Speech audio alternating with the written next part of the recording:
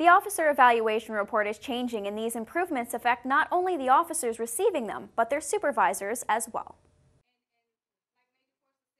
The Officer Evaluation Report, or OER, is instituting change in the new year. These changes will enhance the way that the Army grades and evaluates its officers. These changes will, of course, affect the officers being graded, but the direct supervisors will see these changes firsthand. One of the major changes is that the rater, the immediate supervisor, is now going to have a profile to manage.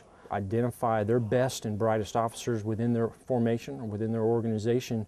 These changes will be seen during the actual evaluation process. Not only will there be more attributes to identify, the raters will have to consider who their excellent officers really are, because they're only given a certain number that they can identify as their best. Previously, raters could put every single one of their officers were the best, in the narrative. So now we're limiting not only those words, but we're actually forcing that rater to put a mark in a box that, yes, in fact, this batch of officers are in my top 50% of my pool. In the new OER, there will be 3 different grade plates and 4 different forms. One form will be for company grade officers, one for field grade officers, one for strategic leaders or colonels, and then a brigadier general report. We are, as an officer corps, shifting from rating officers just strictly based on what they've done, at their unit, to we are now looking at the total officer